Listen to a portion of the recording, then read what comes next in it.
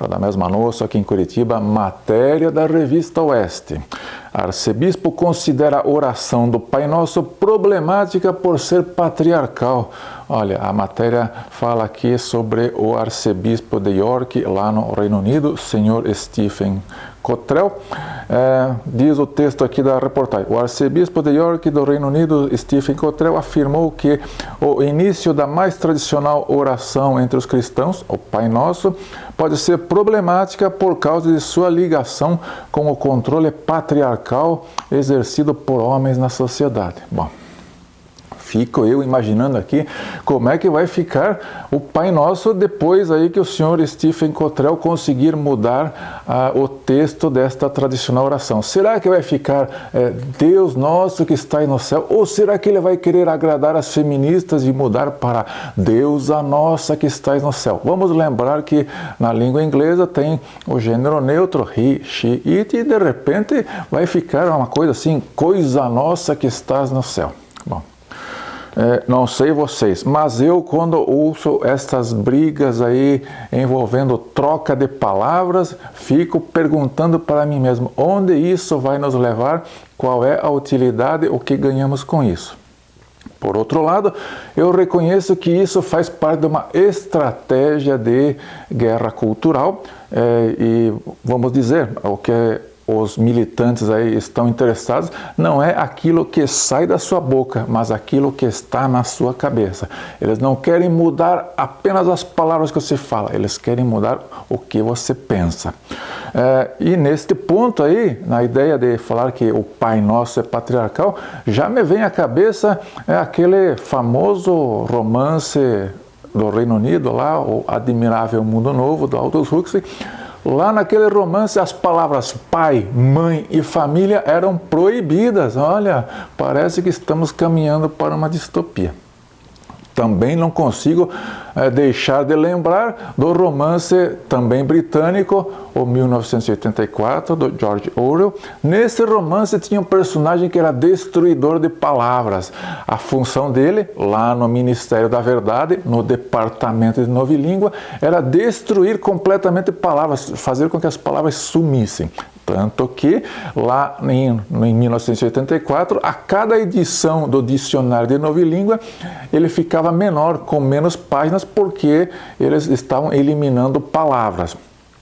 Numa ideia de que, se você não tem palavras para expressar um pensamento, você acaba impedindo as pessoas de pensar. Bom, então aí, nessa ideia aí de ficar questionando o Pai Nosso, existe uma contestação embutida ali a duas coisas importantes, né? A primeira, a questão da família, numa tentativa de apagar ali palavras como pai, mãe, família, e também existe aí toda uma tentativa aí de apagar a questão de gênero, de eliminar o gênero da linguagem.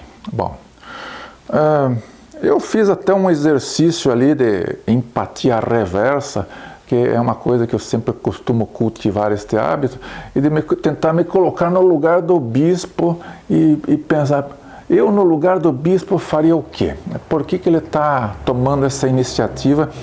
Bom, me ocorreu uma teoria que, se não é verdade, pelo menos é divertida. Bom, sabemos todos nós que a feminista de hoje é a mãe de pets de amanhã. Então, este pastor talvez ele esteja ali numa tentativa de resgatar ovelhas desgarradas do rebanho. Ele deve estar atento aí às tendências. Ele sabe que a geração Z, por exemplo, a geração mais jovem que está vindo aí, é uma geração pouco racional. É uma geração que tem bastante abertura para questões espirituais, questões místicas. Eles são muito adeptos aí daquelas teorias que eu chamo de crenças de 1,99, aquelas crenças ali esotéricas. Então, talvez o bispo tenha enxergado ali um potencial nesse público mais jovem de transformá-los talvez ali em anglicanos no futuro.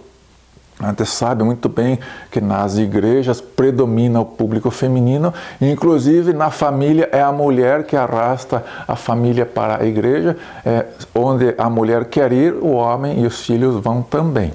Então talvez ele esteja preparando o terreno aí numa linha de pensamento assim, olha, vamos conversar com os jovens na linguagem que eles querem se comunicar com a gente. De repente a gente consegue trazer ovelhas para o rebanho. Ele não está sozinho nisso. O Papa Francisco, por exemplo, com frequência faz acenos, faz declarações ali para agradar a comunidade progressista, digamos assim. Mas nesta hora eu entendo que ele é uma linha de pensamento, ele vai por um caminho, junto com ele estão o Papa Francisco. No passado aqui no Brasil, na Igreja Católica, teve a tal da teologia da libertação, que na verdade era uma tentativa de aproximar o público progressista da Igreja. Mas tem outras linhas, né? Aqui no Brasil, por exemplo, as igrejas evangélicas pentecostais sempre mantêm distância do progressismo, com alguma contaminação. Eu entendo, que vejo isso bem, de forma bastante evidente, porque está todo mundo querendo agradar este ente celestial da atualidade, que é a conservadora flex. Aquela mulher que é ampla maioria na nossa sociedade e que ela tem uma visão bastante oportunista das coisas. Então ela quer o melhor do conservadorismo aliado ao melhor do feminismo. Então está todo mundo querendo agradar esta mulher, a conservadora flex, seja políticos, publicitários e religiosos também. Bom, qual a minha visão em relação a isso? Olha, eu acho que o bispo, ele optou por um caminho ali de ir conversar com as ovelhas na linguagem das ovelhas desgarradas, mas aí eu me lembro de uma visão, de uma outra visão que existe também entre os religiosos, a visão que poderia atribuir ao antigo Papa, ao Bento XVI.